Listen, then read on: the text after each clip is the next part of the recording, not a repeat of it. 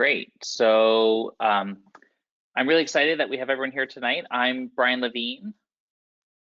And I'm Janet Choi. And we're two doctors at CCRM New York, and we're going to talk to our really proud patients.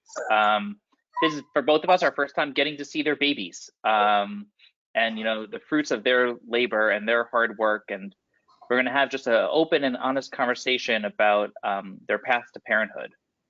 So Janet and I were actually chatting before, and you probably know her as Dr. Choi, but I know her as Janet longer.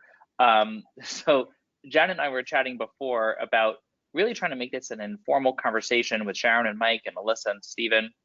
So just kind of really letting you guys really have the floor and talk. So why don't we start with Sharon and Mike, just because you're on the left side of my screen. I don't know if it's on everyone else's left side. Why don't you just tell us who you are, and maybe Dr. Choi will chime in, but what was your path? Like, how did you get here today? Yeah. So hi everyone, I'm Sharon, and this is my husband Mike, and our new baby, just about 10 weeks old, Isabel. So we started this journey, quite a rocky journey. In fact, Mike and I got married, and shortly after that we started trying. At that time I was 40, Mike was 51. So we know time wasn't really on our side. But we got pregnant really quickly, right away. And within a time span of about 7 months, we had conceived naturally twice, and unfortunately lost both pregnancies. Both stopped progressing at about the 6-week mark. And but the genetic testing on the 2 embryos that we lost were normal, so we knew something was going on. And so that's the time when we started to seek help. So we didn't really wait a very long time given our age, but basically after the 2 pregnancy loss with 2 genetically normal embryos, we decided to seek help. That's kind of how it got started. Anything to add? Yeah. And then Alissa and Stephen, why don't you tell us your story, because you have a very different path. Yeah, we do. So I always knew that infertility might be something I had to deal with. My mother had adopted 2 sons because she tried for 12 years to get pregnant after she got married, and eventually decided to adopt, and then adopted another one a year later, and then was told she couldn't ever have kids, and by some miracle got pregnant with me. And I know that PCOS runs in the family, and I happen to know Brian personally, and we had kind of talked about this, and he was opening up CCRM in New York, and I wasn't even 31, I was 30 years old, and I was starting a new business. I hadn't met Steve, and I thought, even as a single woman, if I met the man of my dreams tomorrow, which I didn't meet him tomorrow, I met him a month after I froze my eggs, but I knew that it was something I needed to do. And I went to Brian, and I think I was one of the first, or the first Retrieval. So you were, Dr. Choi and I were both in the room because you were literally our first egg freezing patient. Wow. All right, literally Retrieval number 2. Yeah, crazy. And yeah, I mean, I'm so happy I did it. I always thought maybe they would just be an insurance policy and I wouldn't need them. And, when Steve and we met a month later, we got married 2 years after that. And we decided, we were going to Thailand on our honeymoon, and Zika was all the rage. And I called Brian and I said, should we freeze Steve's sperm? And he was like, no need to do that. Let's make some embryos, and because that has a better chance of withholding the test of time. We still didn't know that we were going to end up using them. But then after our honeymoon, we started trying naturally, and then we tried naturally with Clomid. Then we tried naturally with IUIs and Clomid, and we tried a bunch of different things, and eventually decided we should use those embryos that we didn't know we were going to have to use. Sorry.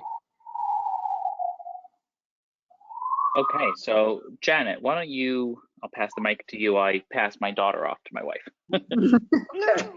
She starts. So then Sharon and Mike, because I think people are curious to hear about each of your individual experiences. After you had those 2 losses, what was your thought process next as you were trying to look for help or looking for a place, and how did you eventually come to find our?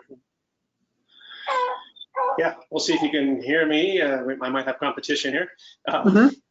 Yeah, so after those first 2, we did seek out a fertility clinic, another one that seemed good enough and was in our neighborhood. And we went through that. We had an unsuccessful IVF cycle. No embryos proceeded to the blastocyst phase.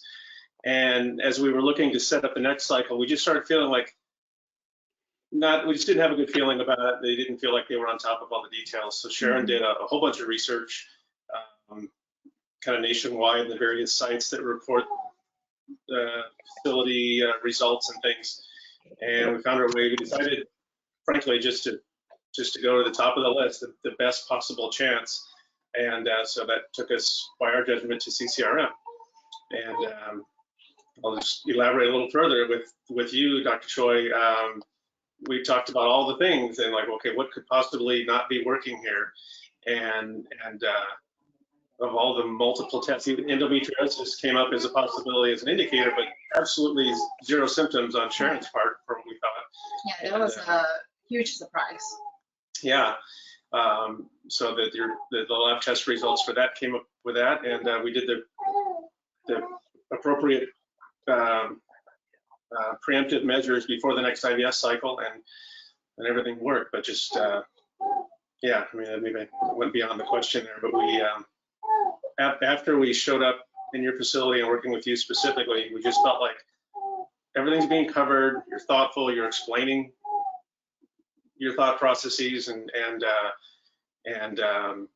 with the IVF cycle there, I guess we did a second one, right? Ultimately, because we had to wait.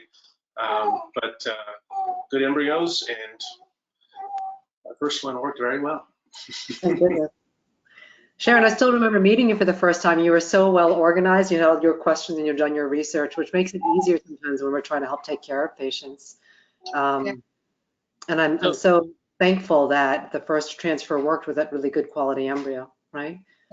Yeah, we're extremely grateful.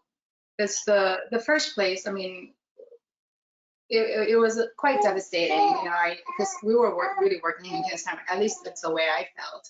Right. And I was anxious about the process. And the lab results of my hormone levels and, you know, the follicle count and AMH numbers at this age, and all those are favorable. So it was quite devastating to learn that there's no explanation why the first one at the previous clinic did not work.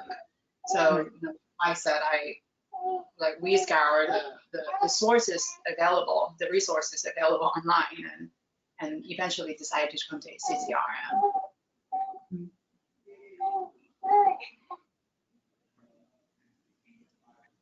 So, you know, it's interesting that both of you guys, or couples, both of you couples have discussed different paths to parenthood, right? Like, how did you end up on this webinar tonight from two totally different directions?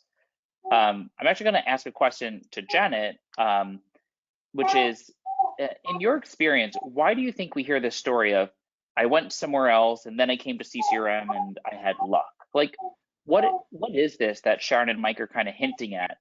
And what is this that you think, you know, for Alissa and Steve, where they were just like, let's go back and trust those eggs that we already had and go forward? Like, what is, you know, what's happening in the kitchen? What's happening in the lab that people are referencing here?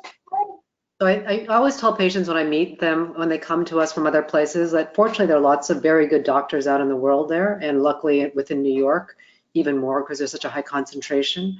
But when it comes to people who need fertility care that's more advanced, when it comes to things like, you know, IVF or egg freezing, embryo transfers, and PGT, pre-implantation genetic testing of the embryos, the lab really, really is important. In fact, that's one of the main reasons why where I've been working before with an excellent group of people. And when I'd been approached by you, Brian, and by Dr. Schoolcraft in Colorado about trying to help open up a place in Manhattan, I was very excited as well as honored because I'd always heard about the CCRM lab and their secret sauce, even when I'd been training decades ago, about how there's this guy out there, somewhere in the Midwest, he's not a threat to us because he's in Colorado, because he's growing these great embryos in his lab. Who knows what's going on there? And I was incredibly impressed when I walked through his lab in Colorado. And so there's a Miro lab now across multiple CCRM sites in the US and Canada about how meticulous the team is about how eggs and sperm are handled and how the embryos are incubated and the careful protocols that are used to assure that the embryos have the best chance growing, and that the genetic testing results, when we do opt in with patients to do genetic testing, come out as accurately as possible. And so I think all those factors really help to, again, I'm very fair with patients. Not everybody walks away, unfortunately, pregnant in our hands. But why I think a lot of patients who end up not finding success elsewhere end up hearing about us and then coming to us for that additional level of care. Plus, I also think it just kind of helps that I really enjoy working with a team of people that we've amassed at CCRM. I think we, Brian and our two other partners, Drs. Notman and Choi, are terrific doctors, and I feel like it's actually a real joy to be able to work with such a great group of people. And I think patients, sense that for the most part. So I think, Janet hit on some really important points there, which is there's a whole lot of science and, even more compassion, I think, from the team. Probably one of the hardest parts of our job, I'd have to say, is having to break bad news to people. And one of the hardest things that I find in practice is sometimes helping people understand or manage expectations. So you guys are both, sitting here with, picture perfect proof that this stuff works. But I know from doing a little chart snooping and prep for tonight, and also I remember vividly from Alissa's cycle, why don't we talk a little bit about what are some of these hurdles and hiccups that you experience, and like the real things that like mess with your head, like lots of eggs, not lots of embryos, or lots of embryos, not lots of normal ones, or, can we go into that stuff? Because I think both of you in your journeys have seen that the lab is not perfect, right? Like you don't just put eggs in and get babies out. There is an attrition rate and there is a loss rate. It'd be really interesting and I think helpful for people to hear from people who've succeeded. What does that feel like? What is that process, and what do you kind of go through? I actually want to interject before Alissa asks. Alissa, now I completely remember when Dr. Levine was doing the Retrieval, we were so excited, right? So if you could also even walk us through the process in terms of what your expectations were, what actually happened once you went to use the eggs. Totally. So, when I started the process, the first time that, Brian was able to pull up the screen and we could see my follicles and both my ovaries, he was like, oh my God, you're very PCOS, because I had about 60 follicles in each ovary. So when, we were doing everything, he was very careful. I came in every single day to make sure that we weren't going to overstimulate. It was a crazy cooking and balancing, because we had enough eggs far along, enough that they would be good, healthy eggs, but we couldn't get, too many, because I just had these huge ovaries with like tons of follicles.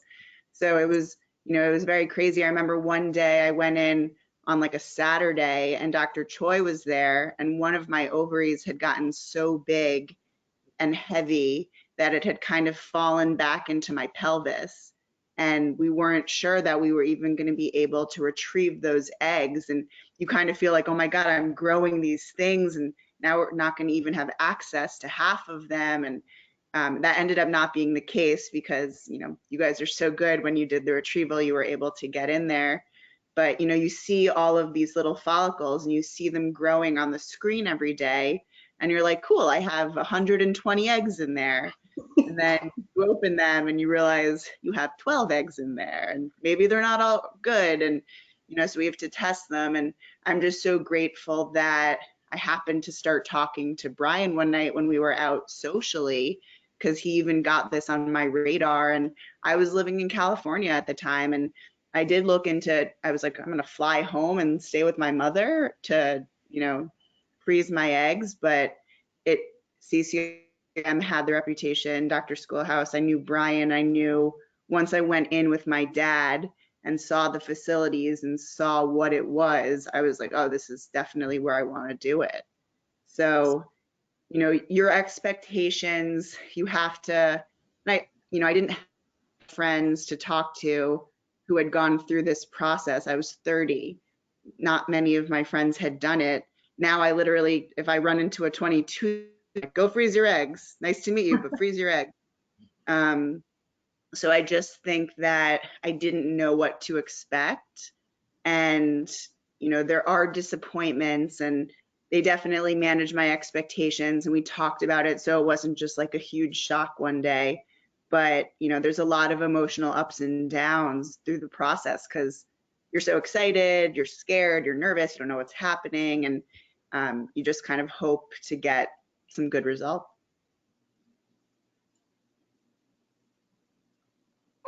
And how about you, Sharon and Mike? Where were the ups and downs and the hiccups and the hurdles? Yeah, I think the entire trying to conceive journey is often met with expectation versus reality. And in my case, finding out that I had endometriosis was a pretty huge hiccup and something that I did not expect. But it's not one that is without a solution, And I think what was helpful along the way is having a partner that you can have really open communication with along the way. And, dealing with the emotions, the ups and downs, like Alissa said, every day, lots of needles, and you might not get the outcome that you want. And you might find something along the way that is new, that is unexpected, but, just keep an open mind. And, it's easier said than done because especially with those with type A personalities out there is, we often have a silent, like a very quiet confidence about our body, the way that we can control our lives, how we can improve our health, etc. But not everything is really within control. And a lot of time we just have to surrender to the process and embrace it. And that's why I thought it was so important to find a facility that is really a place that you have confidence in, so that you don't end up second guessing, your doctor's decisions, their protocol, and the lab and things like that. So, Stephen, I have a question for you. What's it like to date a girl who told you they froze their eggs? I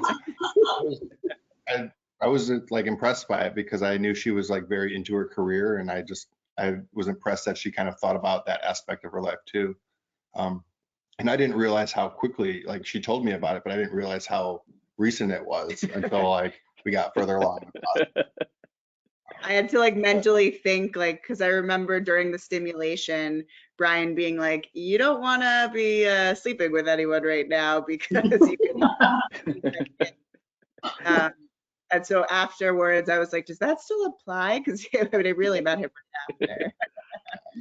And, I think a lot of people think about, they freeze eggs, and that, I think very few people actually assume that they're going to use them. I'll be very honest. I think there's this, almost like a Peter Pan-like psychology, like it'll keep me young and I'll just keep them frozen forever and I'll never use them and I'll never touch them. So Janet, in your experience, can you share, what you feel when you see like an egg freezing patient like Alissa with a baby? Like, what does that say to you from like where you've been in your training to where you've been as an attending to now where you are as an attending? Like, what does that do for you and like seeing where our field has moved? It makes me quell. No, like honestly, this like makes me so happy because when I graduated from Cornell Fellowship back in 2003, I remember seeing at that point when fertility preservation wasn't as widely talked about in the lay press as it is now.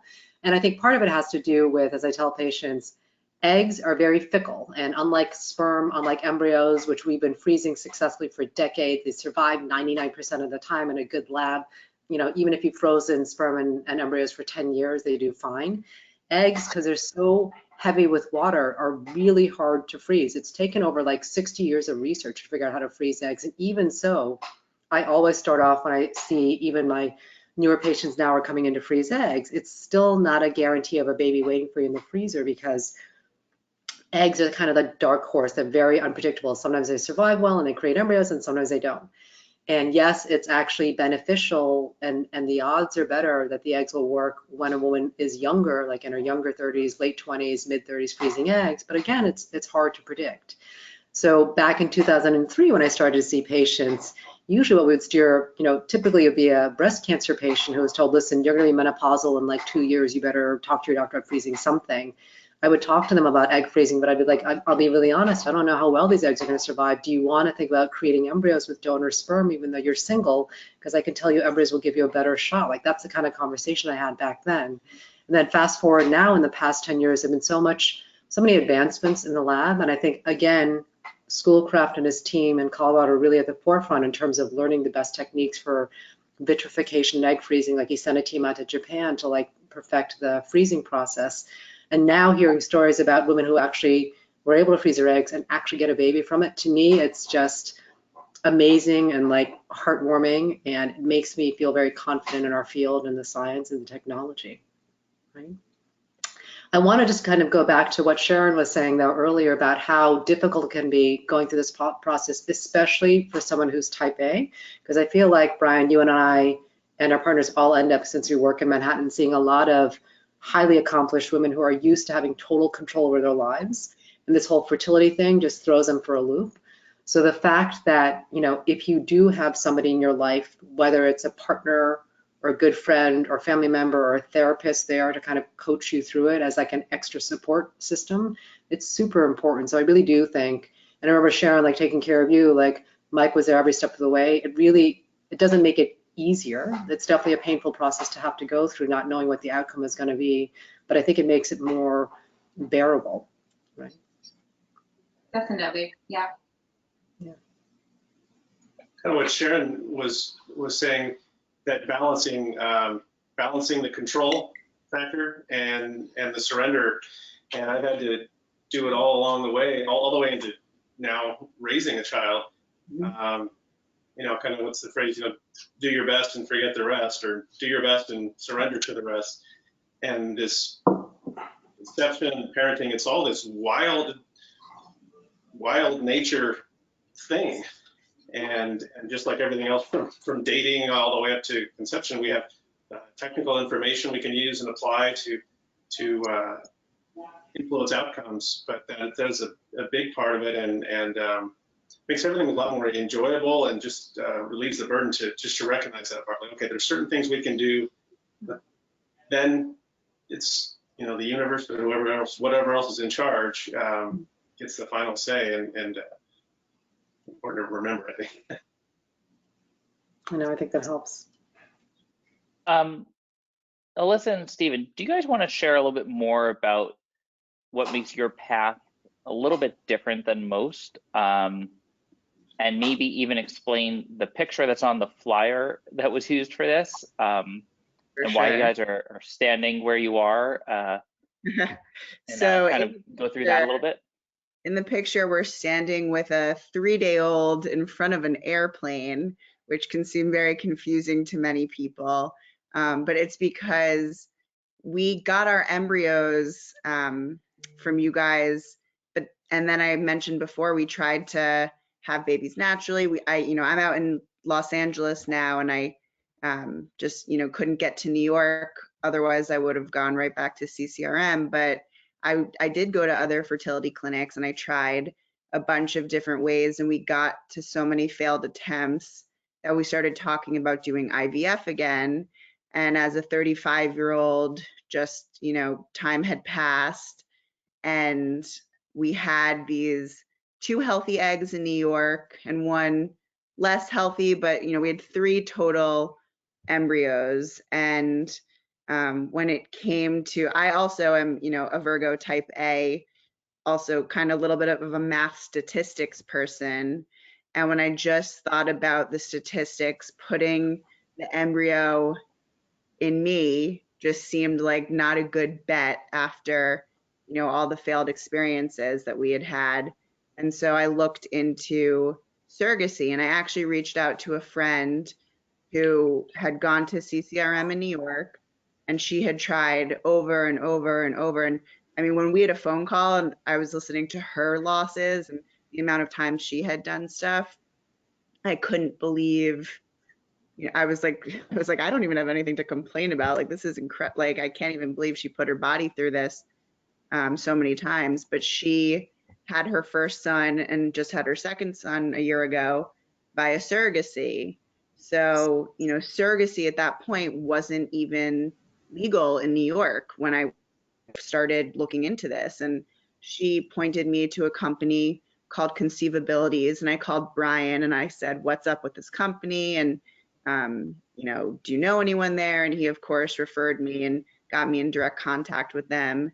And it was amazing. I mean, it was just a really special, crazy experience. You know, they kind of match you like a med school match to a surrogate. And we, you know, we had this woman who lived in Colorado, which is why we had to fly back with the baby to Los Angeles.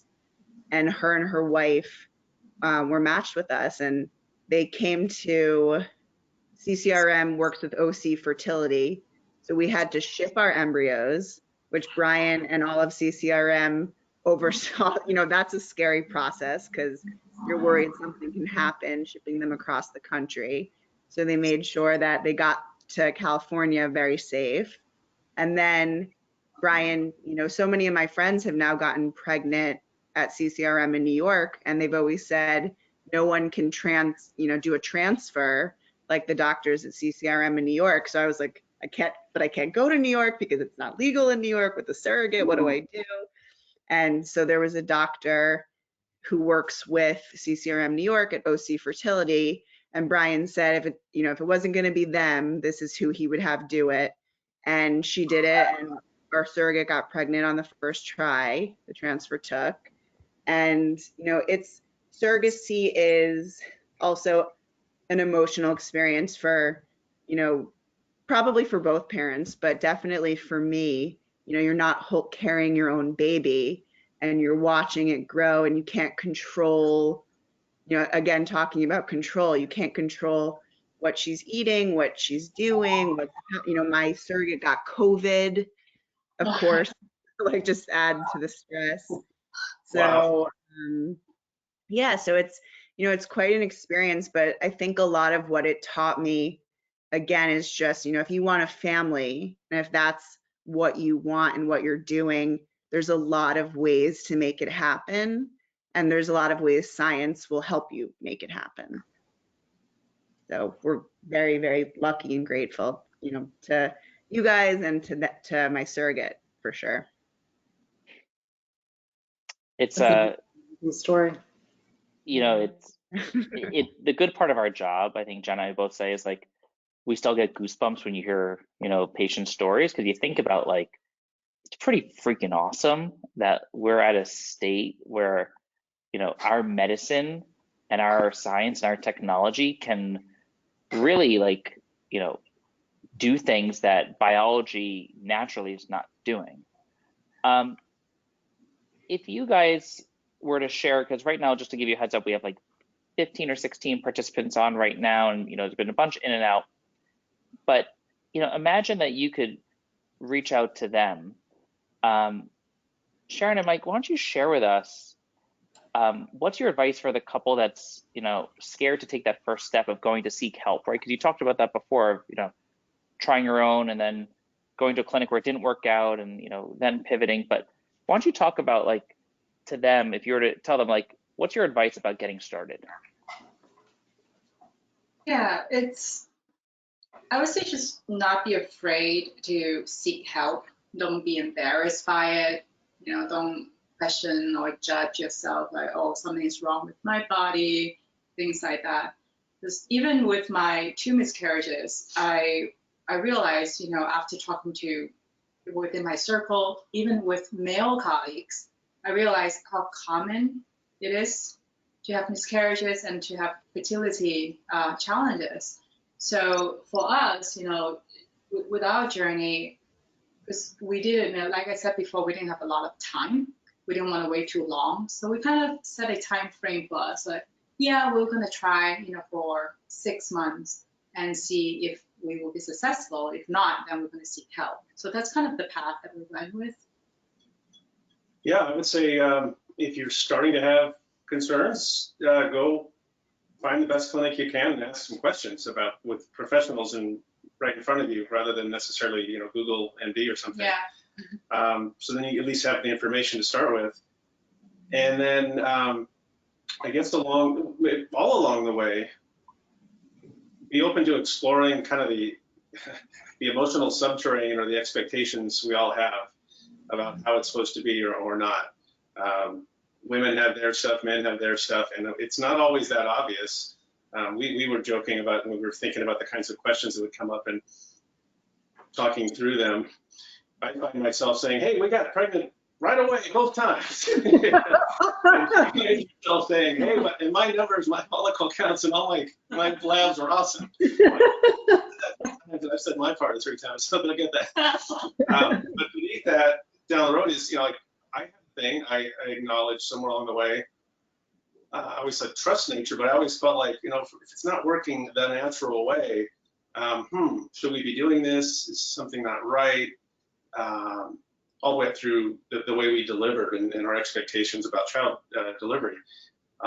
So I guess I would just say, be open to that stuff, explore it, make it transparent, air it out, even if makes you feel vulnerable or embarrassed. Just trade it with each other, because it's there and it's going to manifest somehow, and it's better that it's free flowing rather than repressed and weird. Yeah, and one tactical thing that I would just reiterate is really do your own research. We picked our first place purely out of word of mouth, and the result wasn't good at all. And so I think it's just so important to do your own research, understand the process, meet with the doctors, know them, get to know, and it's not only doctors, the labs and everything is so important, and have full confidence with your choice of the facility.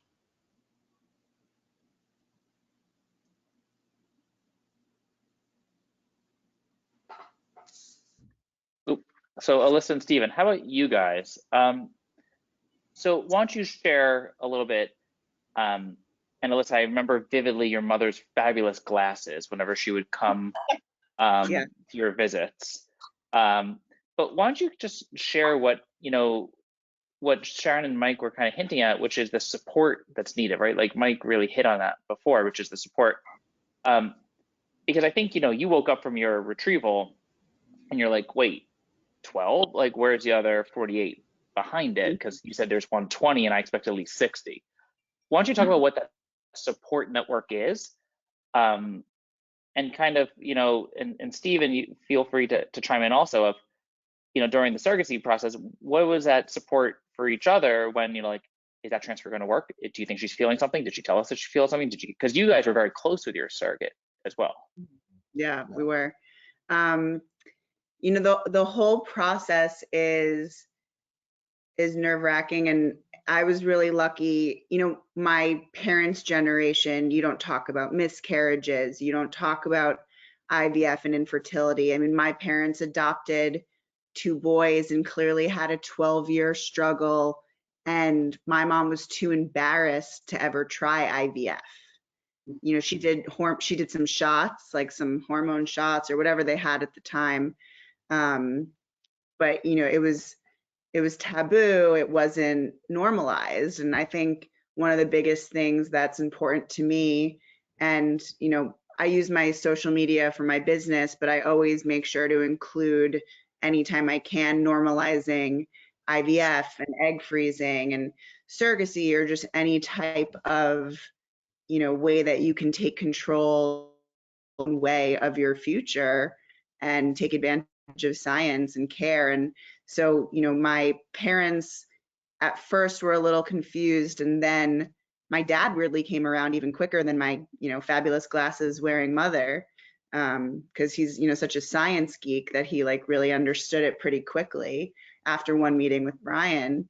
But I think it's important to have that family, and I talked to all my friends about it and they supported me through it. And then half of them ended up freezing their eggs after, because they were like, even if they were married, I had friends who were married and just like, if we want 3 kids, I might need it for the 3rd. So, you know, they were making embryos preemptively.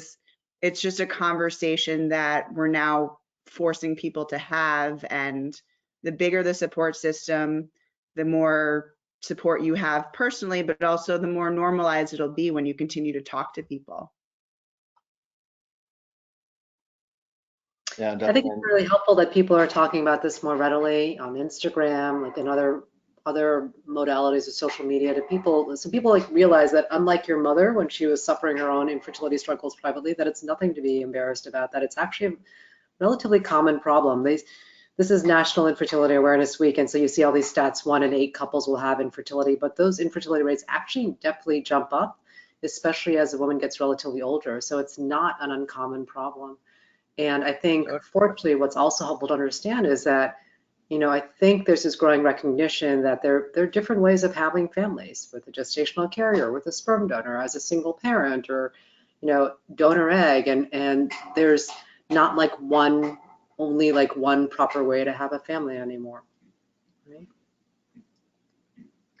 Stephen, could you just answer just on that second half before, what was the support like that you were offering, Alissa, and for yourself of going through the surrogacy process? And then, by the way, audience participants, please answer or ask your questions. There's a little box to your right side where you can input your questions. And one of the first questions we have, which I'll give to you, Stephen, is how long did the surrogacy process take start to finish? Yeah, so another snag that we kind of ran into was the pandemic.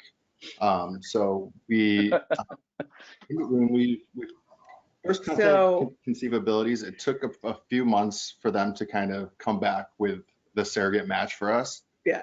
Well, I can tell you the exact timeline. I see someone wanted to know like start to finish.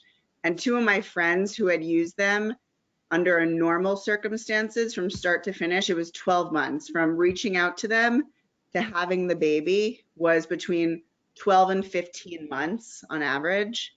We reached out to them in September. I think we had our contract done in October. We had matched with our surrogate in November. So then you have the holidays, you know, things kind of slow down.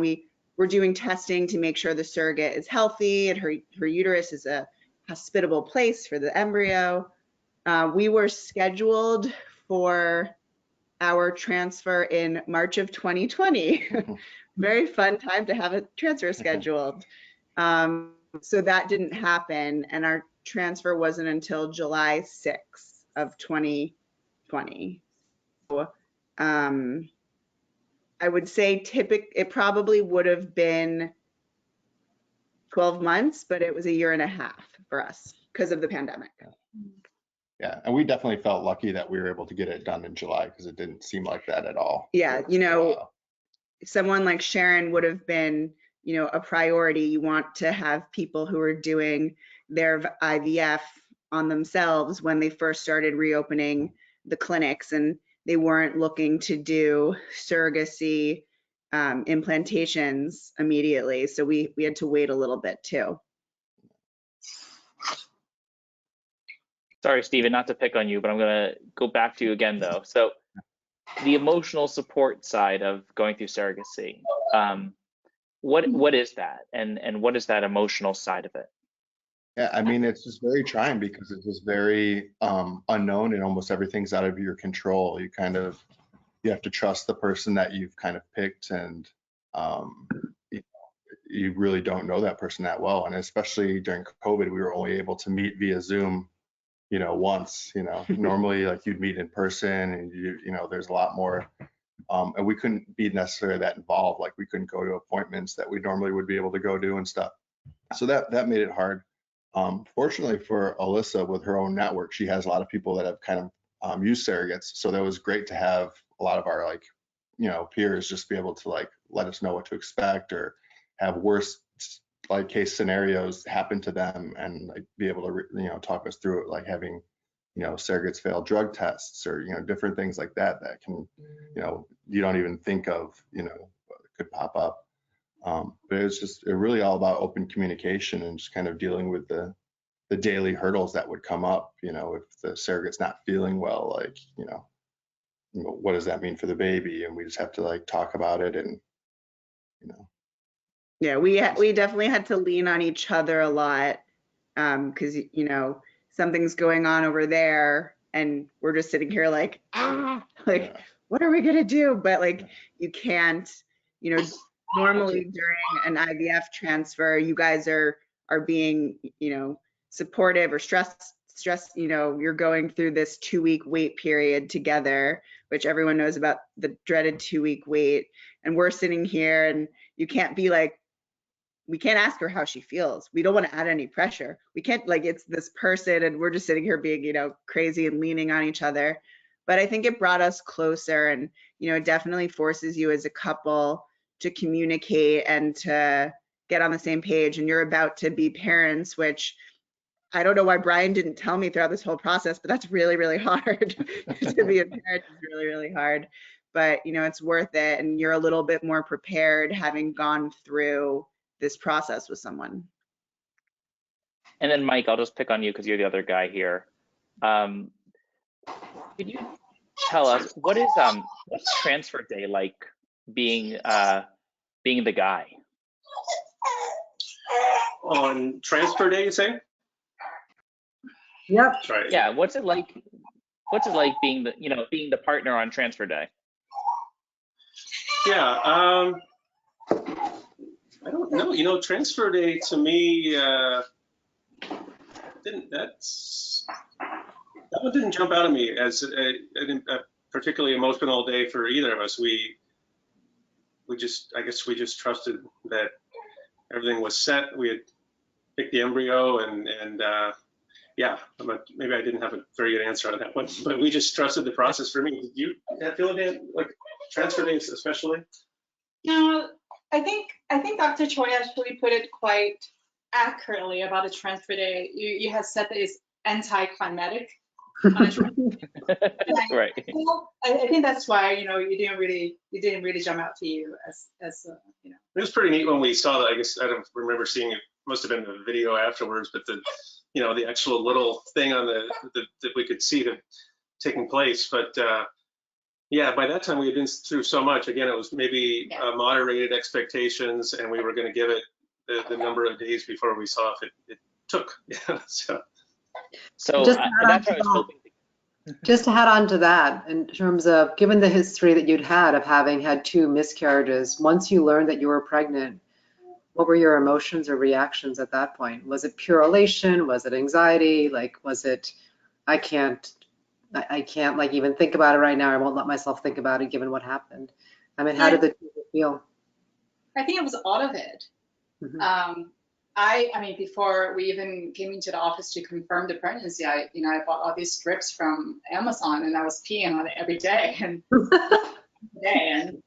and I remember showing Mike that tiny strip with the 2 lines, and we were really excited. We shared the news with the family, and then after that, I was very nervous. Well, I wouldn't say very nervous, but I had a sense of nervousness, like afraid to go to the bathroom and seeing some red on my underwear, and that was very real. So yeah, I had all those emotions, elated and nervousness, and yeah, all that. Yeah, the 6 days or 10 days, whatever it was, before we realized, like, yes, we really are pregnant, we can trust it.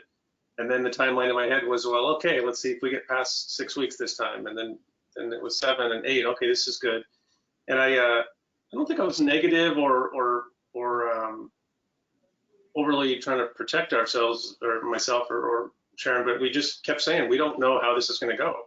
We don't know if our child is going to be quote unquote normal or might have difficulties considering age, risk factors, and everything else. Yeah, and so it was that balance of excitement and let's see how this goes. And every new week was a gift. So it's crazy to think that we've already been on this for 45 minutes. And like most great things, this has to come to an end, also because you guys need to feed those kids, because I see the heads going already for rooting for bottles. But you know, I'll have Janet give parting words, but to the audience, if you have any questions, please pop your questions in. And a member from our team can also reach out to you to follow up if you don't want to answer your question publicly, or you still have other questions. We'll reach out to everyone there.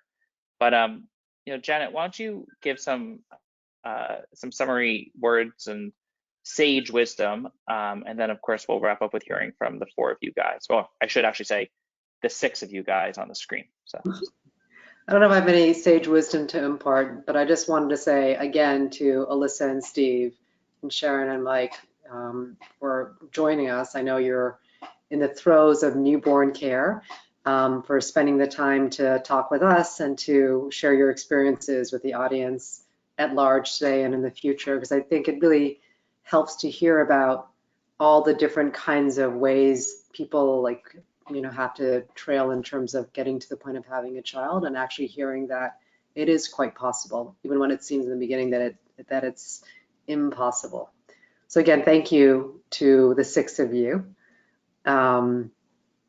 And you know, it's a real privilege every day that, you know, Brian and I get to walk into the office and take care of patients and meet people like you and try to help, you know, you have a family. Thank you. Nice. She's clapping. She's so cute. Yeah. well, let's make sure. Wait, Steve and Alissa, where's your little one? All right, we'll wake her. We'll get one quick group photo all together. Yeah, we're super grateful for you, Dr. Choi. Oh, please, I'm so happy to see the 3 of you and the 6 of you. Okay, everyone smile. You ready? 1, 2. Oh, everyone smile. Cheese. Got it. Awesome. Thank you guys for being so brave. Thanks for putting your trust in us, because that's really the most humbling thing, is that you trusted us to help you get here. And just to also know that for Janet and I, we're actually not the only people that really matter. There's, you know, a team of nearly 80 people behind us. Love or hate Tom Brady, it's a good analogy to use. We're just, you know, the Tom Bradys, where we just get to, you know, be the faces, but there's a whole bunch of really, really incredible, dedicated elves in the workshop. And it takes a lot of people to make a baby. And a lot of people don't think about, from the front desk who answers the phone calls, to the administrative people, to the people who process the billing. Like Janet and I probably hear tons and tons about patients' experiences with billing, and then you realize like how important that is, right? Like just dealing with the insurance and the medical assistants and the lab techs and the operating room techs. It really, really takes a village. And you know, I not to sound cliche, but I think, you know, this is what it's all about, right? Like is seeing, you know, the smiles in your faces. So thanks a lot. Every time we get a new birth announcement in the office, we put it on our kitchen fridge, because our team loves hearing about the babies and seeing the pictures and seeing how our patients succeed. So yeah, it's exciting. So thank you guys for everything. Yeah, thank you. Thank you. Thanks so much for your time. So nice to see all of you. Thank you. Take care. Bye-bye. Bye, guys. Hi, everyone. Bye-bye.